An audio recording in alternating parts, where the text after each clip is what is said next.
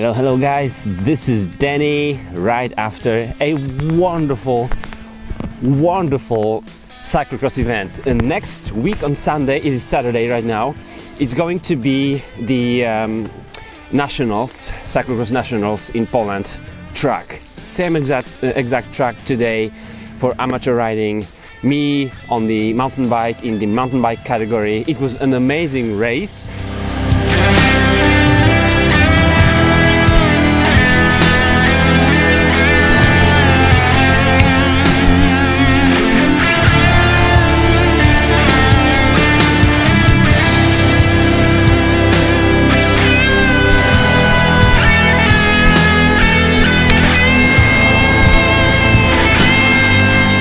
You're gonna see just some parts of that race, maybe with my comments, because my camera was getting so much foggy. But yes, NX Eagle. Why are we so excited about it? Why am I so excited about it?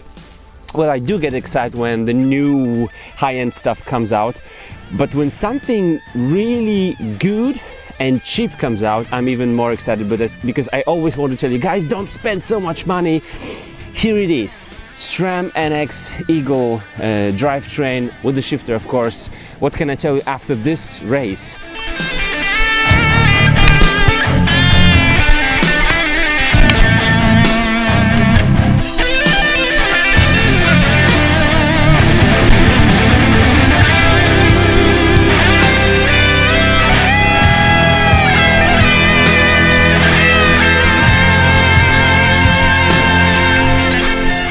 This was an extremely muddy race. There was hundreds of turns we had to go over, like switchbacks.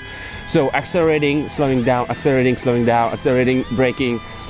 Some running, like here up the hill, and then you get on the bike and you smash those gears. How does NX Eagle work? This bike, which is my 2019 Priority B cross-country hardtail, alloy hardtail, is already about 300 kilometers ridden, just roughly. Plus this race right now, I can tell you that the NX Eagle is best value for the money right now drivetrain on the market. Yes, it does excel Shimano. Shimano have XTR. I'm waiting for XT, SLX and Diori to get the new trickle down features. What can I tell you about the NX? You know, this is the heaviest, but it's got the shifter lighter than the XX1. That's interesting because there's no adjustment as the XX1 has. It's the heaviest, the cheapest, and working almost or maybe even like just XX1. First thing I have to tell you, I was already publishing you the comparison of the NX. Sorry, I'm so excited, of the NX and the higher Eagle group sets.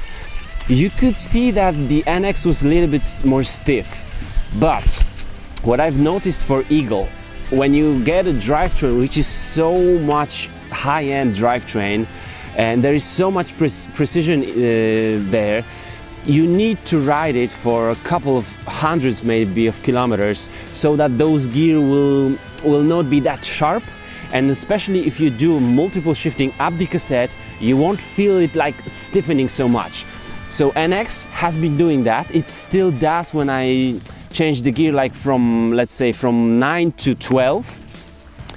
And I don't spin that fast. It does happen sometimes, but it works flawlessly. It gives you 12 gears, one nice narrow wide chainring at the front. And I'm loving it. I am loving it for just a couple of hundred, $400 or so, a little bit more than that maybe. It is really good piece of equipment. There is no chain hitting the chain stays because yes, it's got the clutch, so the reader has got the clutch.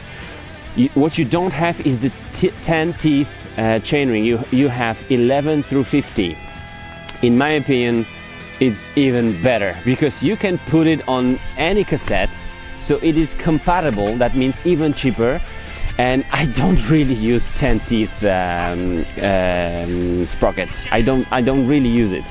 You can with like 32, 34, 36 chainring at the front and 11 at the rear. You can go 45-50 kilometers an hour. How often do you ride it with a cross-country bike? Because this is actually cross-country enduro trail stuff, so I do like it a lot. It is crisp.